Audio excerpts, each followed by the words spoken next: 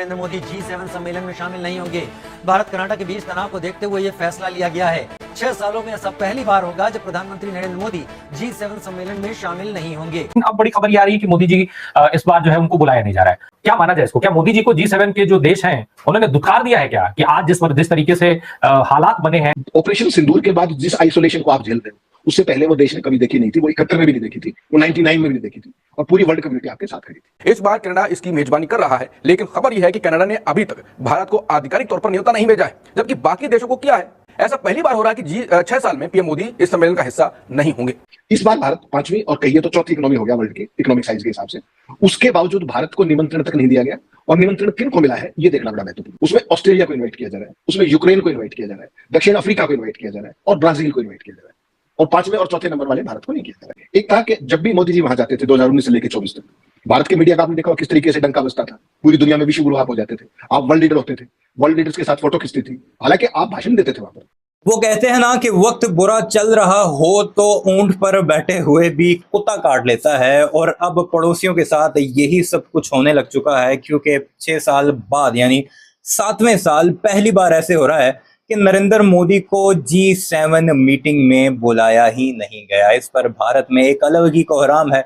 लोग कह रहे हैं कि ये है हमारी फॉरेन पॉलिसी कि G7 जो दुनिया के 7 ताकतवर मुल्क हैं, बेशक भारत उसका मेंबर नहीं है, लेकिन पिछले 6 लगातार साल भारत को एज अ गेस्ट बुलाया जाता रहा वहां पर, लेकिन अब की बार नरेंद्र मोदी को इनवाइट ही नहीं किया गया। यानी 6 साल लगातार वो वहां पर जाता रहा, वहां पर दुनिया के बड़े बड़े फैसले होते हैं उसमें वो शामिल होता रहा, लेकिन पाकिस्तान से पड़ने वाली मार नंबर 1 और नंबर 2 कनाडा में 2 नंबरियां करना और दहशतगर्दी फैलाना, ये 2 ऐसे मुद्दे हैं जिसकी वजह से नरेंद्र मोदी को कनाडा में होने वाली इस G7 कॉन्फ्रेंस में बुलाया ही नहीं गया। भारत में लोग क्या कह रहे हैं, काफी गुस्से में है, खासकर अपनी उस लेजर आइज के ऊपर जिसने बड़ी बड़ी बातें की, बड़ी बड़ी भड़कें मारी, पाकिस्तान को अकेला, आइसोलेट और पता नहीं क्या क्या वर्ड यूज करता रहा पाकिस्तान के लिए। लेकिन अब यह हो चुका है, यहां तक मुद्दा पहुंच चुका है कि नरेंद्र मोदी को 6 साल बाद यानी 7वें साल बुलाया तक नहीं गया। तो क्या कुछ चल रहा है हमारे पड़ोस में सारे मामले को लेकर,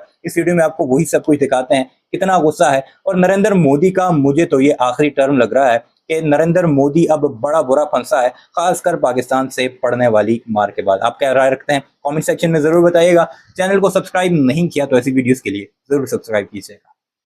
आज की बड़ी खबर यह है कि 6 साल में पहली बार हमारे प्रधानमंत्री नरेंद्र मोदी G7 शिखर सम्मेलन में हिस्सा नहीं लेंगे। आखिर क्यों लेना पड़ा यह फैसला, क्या है इसके पीछे की कहानी, और क्यों अभी तक भारत को नहीं किया गया है इनवाइट? कहानी जान आपके मन में भी कई सवाल उठेंगे और अंत में जवाब भी होंगे। चलिए जानते हैं इस खबर को और करीब से। दरअसल हर साल दुनिया के सबसे ताकतवर देशों का G7 समूह मिलकर बड़े बड़े मुद्दों पर बात करता है। इस समूह में Canada, America, Britain, France, Germany, Italy और जापान जैसे देश शामिल हैं। भारत भले ही G7 का स्थायी मेंबर नहीं है, लेकिन पिछले 6 साल से हमारे प्रधानमंत्री मोदी को सम्मेलन में खास मेहमान के तौर पर बुलाया जाता रहा है। साल 2019 से लेकर 2024 तक पीएम मोदी हर बार G7 की बैठक में भारत का पक्ष रखते आए हैं, लेकिन इस बार 2025 में कनाडा में होने वाले G7 शिखर सम्मेलन में उनकी मौजूदगी पर सवाल उठ रहे हैं। आखिर क्यों? दरअसल 15 से 17 जून 2025 को कनाडा के अल्बर्टा में G7 का शिखर सम्मेलन होने वाला है। इस बार कनाडा इसकी मेजबानी कर रहा है, लेकिन खबर यह है कि कनाडा ने अभी तक भारत को आधिकारिक तौर पर न्योता नहीं भेजा है, जबकि बाकी देशों को किया है। ऐसा पहली बार हो रहा है कि 6 साल में पीएम मोदी इस सम्मेलन का हिस्सा नहीं होंगे। इसके पीछे की वजह है भारत और कनाडा के बीच चल रही तनातनी। भारत और कनाडा के रिश्ते पिछले कई समय से ठीक नहीं है। इसका सबसे बड़ा कारण है खालिस्तानी आतंकवादियों का या कहें अलगाववादियों का मुद्दा। भारत का मानना है कि कनाडा में जो कुछ लोग खालिस्तान आंदोलन को बढ़ावा दे रहे हैं, जो भारत की एकता के लिए खतरा है, खासतौर पर हरदीप सिंह निज्जर की हत्या का मामला जिसे कनाडा ने भारत से जोड़ा था, इस मुद्दे ने दोनों देशों के बीच तनाव को और बढ़ा दिया। भारत ने इन आरोपों को सिरे से खारिज किया और कहा कि कनाडा को पहले अपने देश में खालिस्तानी गतिविधियों पर लगाम लगानी चाहिए। कनाडा के नए प्रधानमंत्री मार्क कार्नी ने भले ही भारत के साथ रिश्ते सुधारने की बात कही हो, लेकिन भारत को अभी भी लगता है कि वो इस मुद्दे पर गंभीर नहीं है। यही वजह है कि अगर कनाडा अब आखिरी मौके पर न्योता भेजता भी है तो भारत शायद ही इसे स्वीकार करे। कारण क्या हो सकता है अस्वीकार करने का? पहला, समय की कमी। दूसरा, खालिस्तानी समूह के विरोध की आशंका जो पीएम मोदी की यात्रा को बाधित कर सकते हैं। और तीसरा, दोनों देशों के बीच विश्वास की कमी। G7 का यह सम्मेलन दुनिया के बड़े मुद्दों जैसे आर्थिक विकास, जलवायु परिवर्तन और वैश्विक सुरक्षा पर चर्चा का मंच है। भारत पिछले कई सालों से इस मंच पर अपनी आवाज बुलंद करता रहा है, खासकर ग्लोबल साउथ यानी विकासशील देशों के हक में। पीएम मोदी ने हमेशा वहां भारत की ताकत और दृष्टिकोण को दुनिया के सामने रखा, लेकिन इस बार उनकी गैर मौजूदगी से यह सवाल उठता है कि क्या भारत की आवाज उतनी ही मजबूती से सुनी जाएगी।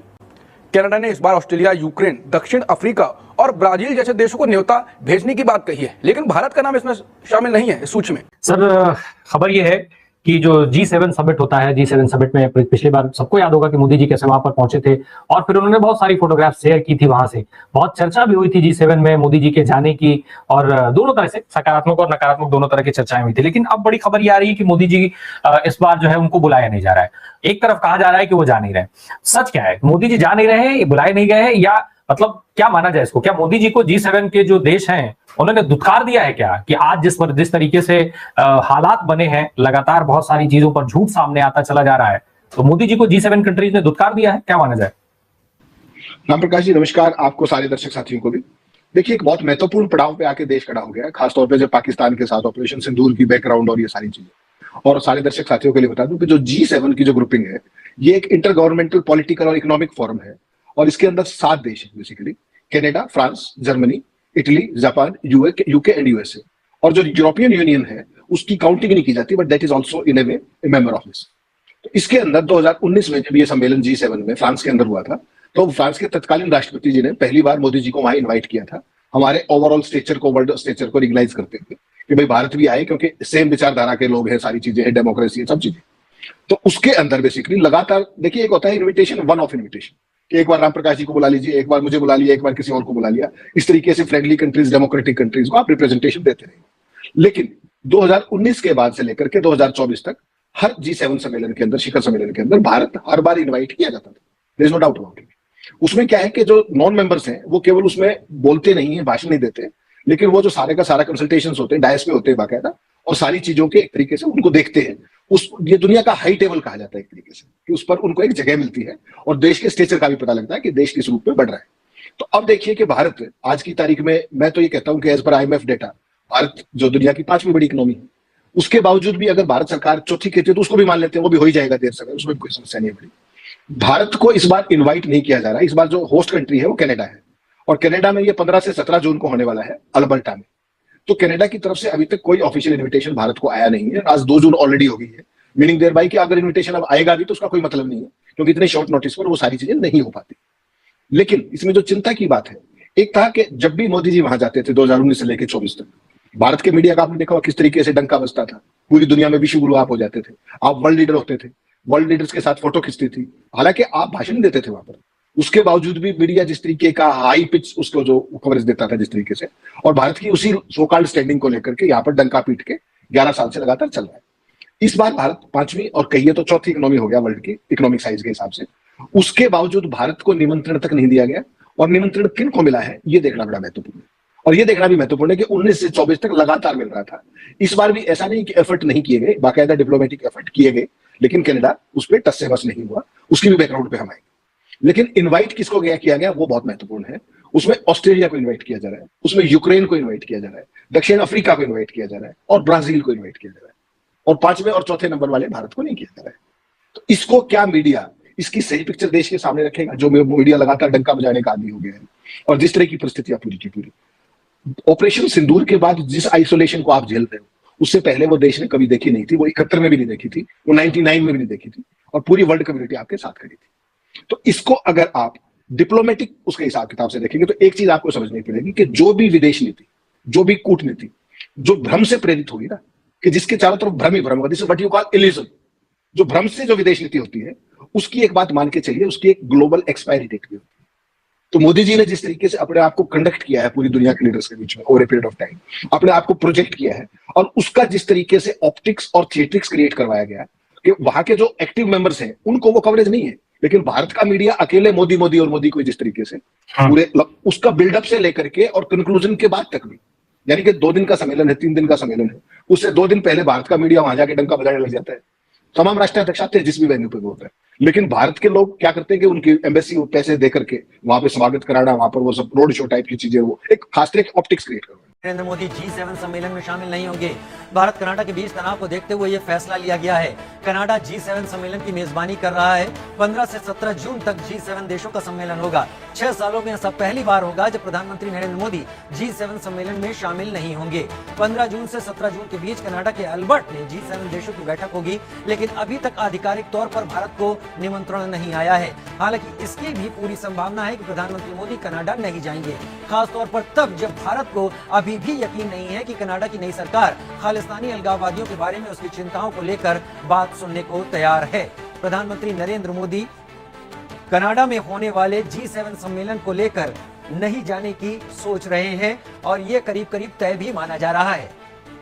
संजय शर्मा सीनियर एडिटर मेरे साथ ज्यादा जानकारी के साथ इस वक्त जुड़ गए हैं। संजय, जस्टिन ट्रूडो ने भारत कनाडा संबंधों को जिस तरीके से पलीता लगाया और जिस तरीके से उन संबंधों को खराब किया, भारत की सरकार अब तक नई सरकार से इस बारे में निश्चिंत नहीं है कि वो भारत के खिलाफ काम करने वाले तत्वों को कनाडा में दबाने की कोशिश करेंगे। लिहाजा प्रधानमंत्री अगर ये फैसला कर रहे हैं, किस तरीके से देखा जाए इसे?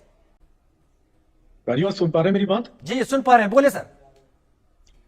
देखिए राजीव, जिस तरीके से कनाडा और भारत के बीच में पिछले कुछ समय से रिश्तों में बर्फ जमी हुई है, वो अभी तक पिघलने का नाम नहीं ले रही। हालांकि जस्टिन ट्रूडो हट गए, उसके बाद नई सरकार का गठन भी हुआ है, वहां पर नया नेतृत्व आया, लेकिन भारत के साथ में अभी भी कनाडा के जो डिप्लोमेटिक डायलॉग है, अभी भी डिप्लोमेटिक डायलॉग पूरी तरह से बने नहीं है। तो कूटनीतिक वार्ता जब तक ठीक नहीं होगी, जब तक कूटनीतिक संबंध दोनों देशों के बीच में सुधरते नहीं, तब तक भारत और कनाडा के बीच में बर्फ वैसी की वैसी जमी रहने के आसार हैं।